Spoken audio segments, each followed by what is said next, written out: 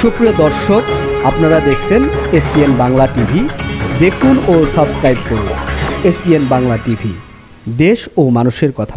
George stock থেকে registration নিয়ে আমরা আমাদের কার্যক্রম শুরু করি এবং আপনারা আজকে শুনলে তো অবাক হবেন, বাংলাদেশ ফেডারেল সাংস্কৃতিক পরিষদ প্রতিষ্ঠা লগ্ন থেকে আজকে কেন শিশু কিশোরদেরকে এই বর্ষবরণে আমরা আমন্ত্রণ জানিয়েছি।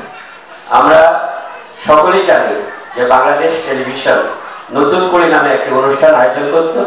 সেই নতুন কুড়ি নিয়ে বারবার শিশুরা সংবাদ সম্মেলন করে প্রতিবাদ করাইতো, বৈষম্যের শিকার হতো। তখন বেসরকারি উদ্যোগে বাংলাদেশের প্রথম এই বাংলাদেশ ফেডারেল সাংস্কৃতিক পরিষদ বাপেসা জাতীয় শিশু কিশোর সাংস্কৃতিক প্রতিযোগিতা পদ্মপুরের আয়োজন করে এবং আমাদের এই পথ চলায় আমাদের ফাউন্ডার চেয়ারম্যান হিসেবে যিনি আমাদেরকে পথ চলা অনেক সাহস জুগিয়েছেন, তিনি হচ্ছেন আজকের মাননীয় প্রধান উপদেষ্টা মহোদয় আইনজীবী ব্যারিস্টার আব্দুল্লাহ মামুন, বাংলাদেশ ফেডারেল সাংস্কৃতিক পরিষদের প্রতিষ্ঠাতা সভাপতি এবং আমি সেই সময় সেক্রেটারি ছিলাম। যেহেতু মামুন ভাই এখন অনেক বড় মানুষ, আজকের অনুষ্ঠানে আমাকে একটু আগেও মেসেজ দিচ্ছে যে উনি দুদকে আছেন।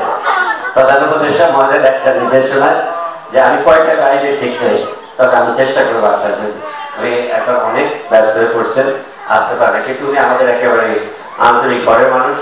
এবং এই পদ্মকুড়ি আয়োজনের মধ্য দিয়ে আজকে বাংলাদেশের যিনি সেরা মডেল হিসেবে এই সময় বিবেচিত যে সাবিলা নূরকে আমরা সকলে চিনি।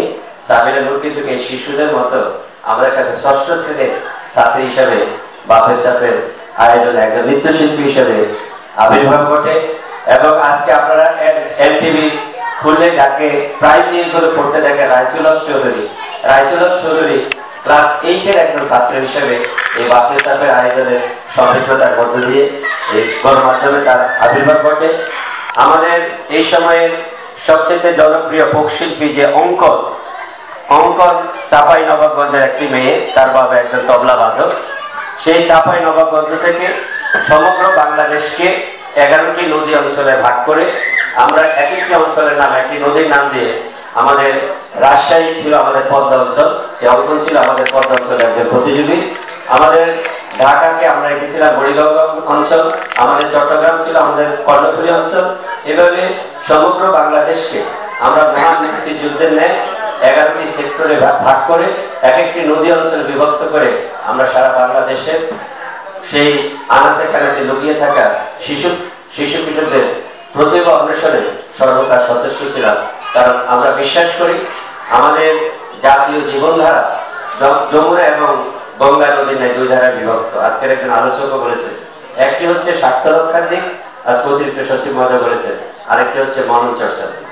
স্বার্থ রক্ষার দিক বাদ গেলে কিছু হবে না দেশে, কিন্তু মনন চর্চার দিক বাদ গেলে দেশের অনেক ক্ষতি হয়ে যাবে। তার একটি উদাহরণ হচ্ছে, একসময় পুরো ইউরোপে আপনারা হয়তো অনেকেই জানেন রেড ইন্ডিয়ান নামে একটি জাতিগোষ্ঠী ছিল, কিন্তু এখন পুরো ইউরোপ আপনি ঘুরে বেড়ালেও একজন রেড ইন্ডিয়ানকে খুঁজে পাবেন না। তাহলে কি তারা সব মারা গেছে? Basically they have extincted their culture. তারা তাদের সংস্কৃতিকে হারিয়ে তারা আজকে তাদের জাতিসত্তা বিলীন হয়ে গেছে। ঠিক একইভাবে আমেরিকাতে একসময় কেন জাতি তার পাওয়া যায়, এখন আর পুরো আমেরিকাতে কোনো কেন জাতি বলে কিছু না। তারপরে তারা সবাই মারা যায়। আসলে মূল কারণ হচ্ছে তারা তাদের সংস্কৃতিকে হারিয়ে ফেলেছে। আমাদের আজকে প্রধান আলোচক মহোদয় যে আমাদের সংস্কৃতি চর্চার কথা বলেছেন, অর্থাৎ সাংস্কৃতিক চর্চার মধ্য দিয়ে আমরা আমাদের জাতিসত্তাকে খুঁজে পাবো। আর আমি যদি আমার জাতিসত্তা খুঁজে পাই, তাহলে সমগ্র বিশ্বের কাছে আমি প্রাউডলি একজন জাতি হিসেবে আমি দেশের প্রতিনিধিত্ব করতে পারবো এবং আমি বাংলাদেশি বা বাঙালি যেই হোক, আমি আমার সাংস্কৃতিক চর্চার মাধ্যমে সেটাকে ফুটিয়ে তুলতে পারবো, জাগিয়ে তুলতে পারবো।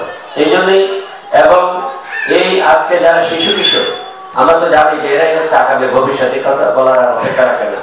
এই শিশু কিশোরদের মধ্যে যদি আমরা সাংস্কৃতিক মূল্যবোধের জায়গাটুকুকে আমরা বিকশিত করতে পারি, আমরা আর কিছু না হোক আজকে আকাশ সংস্কৃতির এই যুগে যে সমস্ত ছেলেমেয়েরা আমরা আজকে আলোচনা এসেছে যে সবাই মোবাইল সংস্কৃতিতে ঢুকে পড়েছে এবং মোবাইলের যেরকম ভালো দিক আছে প্রযুক্তির, খারাপ দিকও আছে।